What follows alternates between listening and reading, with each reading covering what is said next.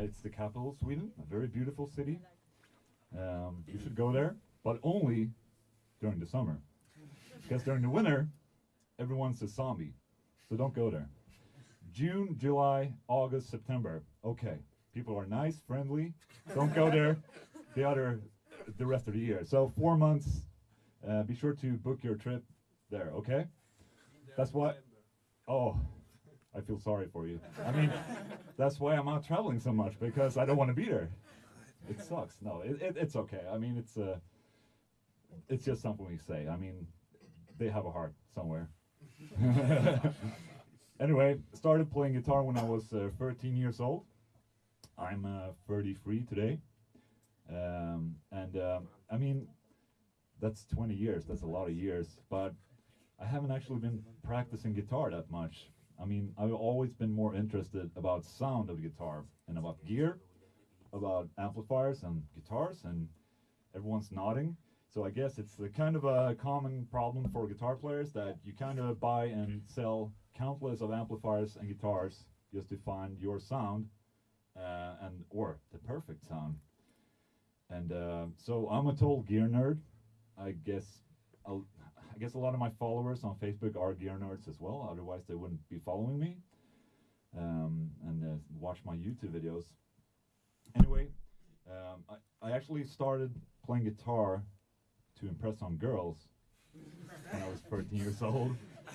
But basically the problem was that everyone in my class, every guy, started to play guitar for a reason. So, I mean, and you know how it is, girls love guitar players. So if everyone started playing guitar, you had to, otherwise you wouldn't have a chance. So everyone had to start playing guitar. I mean, it was awful. Anyway, it's not only because of that. There was a band called Nirvana that I was a very big fan of that actually made me start playing guitar. And I mean, Nirvana is an awesome band because you only have to know like 3 chords to be able to play half their songs. So it's a very good entry-level band if you like to start play guitar. Okay? Tip number 1. Want to start play guitar? Listen to Nirvana. They're pretty good. Anyway, I was pretty quick with starting to listen to metal right away. Shut that off, please. Where are you? Oh, I'm sorry. So I started listening to Pantera and Slayer, Machine Head. We're talking like mid-90s somewhere. When those bands were the shit. They were awesome. It was actually this early that my interest for guitar sound started, because I heard Walk with Pantera for the first time, like down, down. I was like, holy shit, what the hell is that? That's like the most awesome sound I've ever heard. And I mean, how is Dimebag able to sound like that? And I can't sound like that with my Squier Stratocaster and my small Fender combo amp. So I mean, it was a mystery, just like this with the feedback right here. So it was a mystery. So I mean, this was where I started to really delve into this thing about guitar sound, and start to just try to learn as much as I could about production also, because somewhere I mean, a Pantera album is produced in a studio and not in a bedroom somewhere. So there has to be some kind of magic in a microphone and a good amplifier. Of course, also a good player, because Dimebag is still one of my biggest inspirations. I mean, just the feel that he gets through his fingers is just something that I haven't been able to find in any other player yet. I mean, he was unique in that sense. There are a lot of other awesome guitar players, but he's the one that really touched me in not in the perverse way, touched, but I mean, he really made an impression on me, and he's still on top of one of my favorite guitar players. And damn, I'm talking. Where was I? Yeah, so I started to really try to learn everything I could about production. I had a punk band at the time, and I mean, the cool thing about being in a punk band is that it didn't matter if you sucked or not, because everyone was blaming the drummer anyway. So we were playing punk, and we recorded demos and in real studios. So I started to be the totally annoying guy behind the producer, and like, hey, what does this fader do? And do you need all these knobs on the mixing desk? And stupid questions really. and I learned a lot about recording guitars, bass, drums, and vocals. I mean, all you needed to know to make an album. And now we're skipping a couple years. I had my same band with my friends that I've always been playing with. That's usually how you form a band. You have a bunch of friends. Okay, who wants to be the bass player? No one? It's usually a guitar player that gets to be the bass player. But anyway, so we had a pretty good metal band called Subside. We played a lot of gigs in Stockholm, but like for probably like eight years in the same clubs, just grinding. You know, nothing ever happened. You know, we just played, and we did CDs and sold like 10 copies, and you know, nothing happened.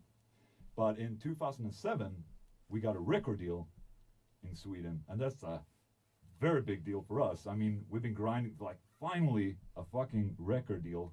We're finally gonna hit it. I mean, we're gonna record this awesome album, release it. People are gonna buy it. We're gonna go out on tours, and it's our life is gonna be awesome after this. So we recorded a pretty good album, released it, and 1 month after the release, the record company filed for bankruptcy.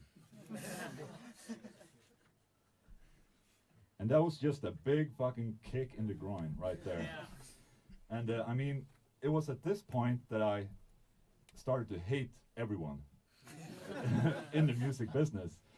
It sounds kind of harsh, but I mean, if you've been grinding year after year and you rely on your bandmates and on record companies, and I mean, people are just hard to work with in the music business. I mean, it feels like nothing happens, and I just felt like, okay, fuck you guys, I hate you. You're my friends, but I hate you. Let's just fucking ditch this band, and I'm gonna form my own band where I have my own control. I'm gonna do everything myself. I mean, screw you guys. I'm gonna do everything myself, and it's gonna be awesome. And if something goes wrong, I only have myself to blame, which is a good thing. I mean, then you don't rely on other people. It sounds kind of egoistic, and I mean, if you find good people, be sure to work with them. But I mean, there's not a lot of those, unfortunately. Wow, that sounds so depressing. I'm sorry. But anyway, I started my own band called Feared, and it's basically me sitting at home in my bedroom, recording riffs and songs, and using tune track drum kit from hell, like software drums, fake drums, basically. And I found a Brazilian guy who could sing in Stockholm, so I was lucky. And around this time, a new kind of phenomenon got bigger and bigger called YouTube. And I mean, like I told you before, YouTube is a heaven for a guy like me, gear nerd. I just search on orange whatever amplifier, and I get like tons of results of people all over the world who recorded their amps somewhere in a dark basement or whatever. I mean, people like me, bedroom guitar players playing the amp at home. So I could get a glimpse of how that amplifier sounded without me having to try it. It's really awesome. I mean, YouTube is the best. And the problem at the time was that basically every video sounded and looked like shit, because they were probably recorded with their Nokia whatever phone, small motherfucker, and it was like 320 times, what is it, 240 pixels. I mean, this big of a video, and it sounded like shit, and I mean, just awful. So I kind of figured out, okay, I mean, I have a couple of amplifiers at home. I have a dual rectifier. I have a Engel Savage. There's probably a couple of people in the world I want to know how those amps would sound. So I decided that, okay, I have my production skills, so I'm going to put up a microphone to my cab. I'm going to record. And me and my wife just went on a honeymoon. So we just had a new awesome HD camera from Sony that was super expensive, because this was before, just when high definition cameras became consumer purchasable. I mean, they were super expensive, probably like 1,200 euros or something like that for a shitty, small, compact camera. And I mean, now today you can get one for under 100 euros or something like that. And I mean, so I set everything up, I recorded everything, uploaded it to YouTube, and with that I also play one of my Feared songs just to make things interesting. So I uploaded to YouTube, and a lot of people kind of liked it because it sounded good. compared to other people that sound like shit because they didn't do any production. They just had the camera microphone, basically.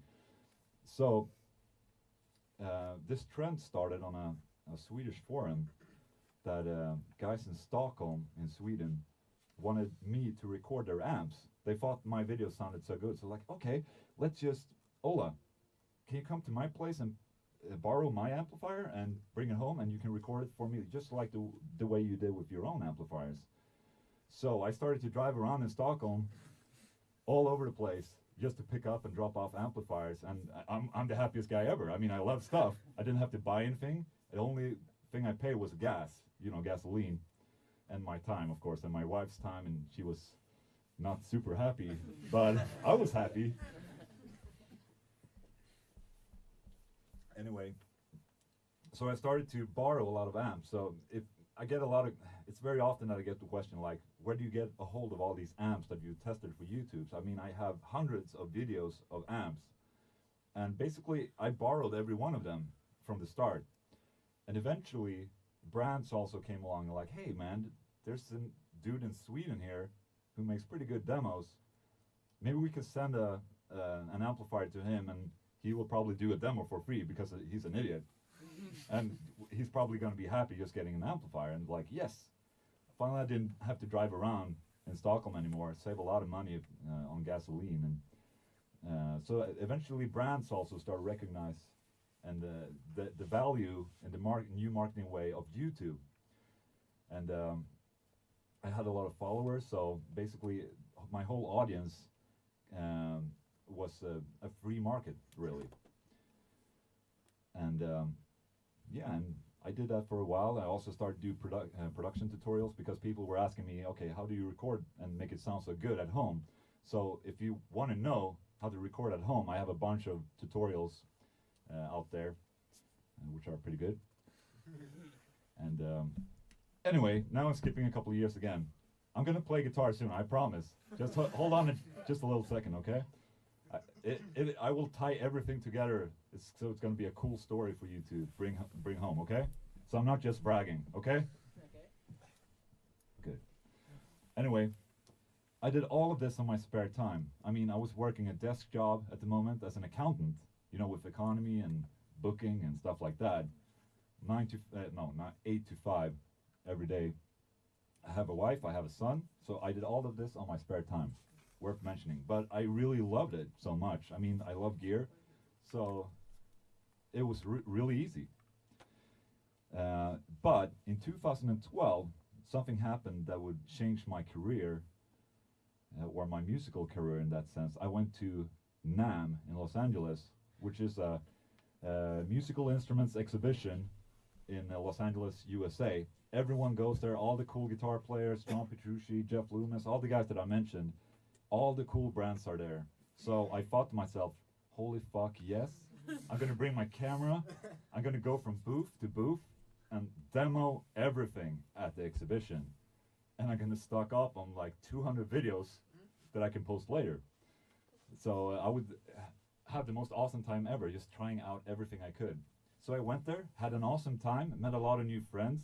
I did my coverage and demos, but I wasn't ready for the fact that people actually recognized me when I got there, went up to me and said, hi, hey Ola, thanks for your video. Because of you, I bought this amp, or because of you, I learned so much about production. And I mean, this was the first time I was out in public. I mean, at home I'm just sitting behind my computer screen. You see all these millions of views on YouTube, but they're not real people. I mean, that's what I was thinking. Like, okay, half of those are probably fake Thailand accounts somewhere, and the other half is probably my mom, you know? So, I mean, it was really an eye-opener. I went there and a lot of people recognized me, like, all this attention. It was like, wow, I didn't expect that. So, the first day after I got home from NAMM, I quit my job as an accountant, like right away. And I really needed to see how far I could push this YouTube thing and see what I can do. I mean, it was really the right time. I was still ahead of a lot of people. Then a lot of other people started to make demos as well. I mean, today, everyone and their mother are making demos on YouTube. And the good sounding ones as well. I mean, now we have We have Keith Merrill, which is a good friend of mine, and there's another one called Fluff, Ryan Bruce, also a really good one. I mean, there's a lot of them, and they're all super awesome. So, I mean, right now it doesn't make sense for me to make that much more demos because everyone is making demos now. But I lost track. Yes. So anyway, I thought that I'm gonna push all my full time into doing YouTube videos and market myself and amplifiers and stuff, and see if I could make a living out of it. If I could support my family. I still have an apartment. I have my wife. I have my son. I had a dog at the time. And I mean, it was something for a Swede. That's a very risky move. We like being safe. That's the Swedish way. You get your steady income. You go to your job every day. You do your right. You go home. You support your family. Eat. Then you go to sleep. So for me, that's a big thing to break free from that. And actually, a couple of months after that, I went to another exhibition called Frankfurt Music Messe. You know about that one? It's the next biggest one, basically, in the world. Went there to do my demos and my coverage, same thing as at NAMM. And I did that, had a lot of fun, met a lot of other new friends. And during a dinner there, I was having a dinner with, there's a brand called PreSonus, which makes mixing desks and audio interfaces. I had a dinner with them, had a really good time, and I got a phone call from a US number, and I was like, holy shit, what the hell is this? So I picked up the phone. It's like, on the other end was a guy called Chris Barnes. And if you don't know who Chris Barnes is, he's the first singer in the American death metal band Cannibal Corpse. Basically the first guy who started growling the way that people growl today, you know, and pig squeal, stuff like that. For me, he's a legend. I mean, Hammer Smash Face and stuff like that. Anyway, in a very weird way, he discovered my number. I have no idea how. That's very strange. Anyway, he had seen my videos and thought like, hey man, I love your stuff, love your songs. Do you want to join my band? I have a tour coming up in 1 month in US. So I was like, oh, okay. Okay, is it okay if I call my wife and just like say, see if she's okay with that? And like, yeah. So I joined 6 Feet Under. And basically the rest of the year of 2012, I went on tour with 6 Feet Under. I played a lot of festivals in Europe. I mean, Wacken, all those big ones. And I mean, going from the bedroom guitar playing guy to full-time touring. I mean, it's a dream come true for a lot of people. I know that. I'm still that bedroom guitar playing guy, so I'm still the fan. But I was really fortunate to be able to join that band and go on tours, and also record their upcoming album and do, write songs for that album, which is also awesome. And I mean, it didn't work out the way that I planned. I planned to do YouTube videos, but now I got the chance to do both the YouTube videos as well as being a rock star. Super awesome. But the year didn't actually end there. At the end of the year of 2012, I got another call from another guy in Sweden who asked me if I wanted to join his band, The Haunted. So I got asked to join, for me, 2 very important metal bands in the brink of 1 year, which never happens. So yeah, of course, I'm a big fan of The Haunted. I have to say yes. And how often are you getting asked to join international big metal bands? Never. So I have to join them all. Anyway, I'm not playing in 6 Feet Under anymore. It's the logistics issue, I would say. I'm a Swede, they're Americans. If they did like a one-off show in Los Angeles, I had to fly 40 hours to play 40 minutes, then fly back 40 hours. It's like, first time I was like, yes, so fun, so much fun. But then it's like, the traveling really wears on you. And I mean, 6 Feet Under is a band that's always been the same. There's not much for me to do in there. I can't really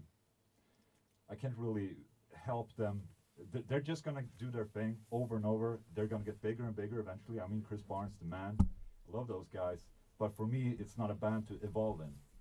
The Haunted is definitely a band that I can evolve in because I was the lead guitar player, and they've also been on a hiatus because 3 out of the 5 members quit like 1 year before. So it was really like a rescue mission in a way. So, and here I am today, talking in front of you guys. And the reason I'm bragging about this, sorry that I'm bragging, but the reason I'm doing this and telling my whole story is just basically to clarify the importance of my social media presence. Because of YouTube, I mean, if it wasn't for YouTube, I wouldn't have been asked to join these two bands. That's how they found me and saw me, because I'm like a virus on YouTube. I have 400 videos. If you search for, I mean, cookies, you're probably going to see a video of me playing a dual rectifier. I mean, it's weird how that works, because I have so many videos. And I mean, if it wasn't for Facebook, I wouldn't be standing here in front of you guys with a guitar with my name on it, which is fucking weird, and a fucking amp with my name on it. Well, it's called a Satan, but I designed this amplifier together with the amp designer. I mean, that doesn't happen. I'm a gear nerd. I mean, I'm still the bedroom guitar playing guy. How the hell did this happen? I mean, I definitely believe that this is a new kind, I see it every day. This is a new kind of guitar player rising, a new range of guitar players that are kind of on the rise. And that's the social media guitar players. People like me. I mean, I see it every day. People on YouTube doing amazing covers, amazing demos, shredding the hell out of everyone. Like these are kids, and they're getting an audience through social media, and it's so awesome to see. It's definitely a new way to reach out to people. I mean, you can say whatever you want about the music industry and how albums doesn't sell like it did before. But I mean, it's never been as easy to be seen or heard if you're a bedroom guitar playing guy or a small band like it is today, because social media is right now free to use. And I mean, if I can do it, I can definitely see anyone else do it, because I'm just like anyone. I'm like you. I'm like you. I mean, it's weird in a way. I'm not a rock star. I'm a fucking nerd, right? So it's very weird. Anyway, so if there's a tip that I want you to bring home, is to use social media as much as you can. Be the virus that infects everyone. Be Ebola. No, that was rough. Too soon. No, I mean, use forums. Use every platform possible. I mean, there's Instagram. There's Twitter. Maybe not Twitter, because Twitter's not that good. But I mean, I just recently joined Russian Facebook, which is a dating site to meet other people of the opposite sex or the same sex. I mean, if you're into that. But that's the way they don't use Facebook, because they use a dating site instead. So I went there. There was already a fan page for me. So I went there and I got a lot of new fans and a lot of new reach just trying different stuff, you know. So, I mean, go out there. If you're in a band, just do anything you can. And absolutely my biggest tip is record a video, because a video is a lot more interesting than MP3 file streaming somewhere. People are going to have a lot more. I mean, the attention span today is so short for people listening to new music. I'm like that myself. I mean, when I listen to a new band, I'm like, okay, after 5 seconds, I know if I'm going to like it or not. And it's like, okay, next. Because, I mean, we have so little time today. Everyone's so stressed. So doing a video with you performing or doing something stupid, it will help keep that attention from the viewer, and eventually you have a new follower. It's pretty simple. So, does that make sense? Mm-hmm. Yeah. Yes. Okay, and you understand what I'm saying? Yeah. Okay, Sure. okay, cool. All right, I'm gonna play another song because I'm talking so much.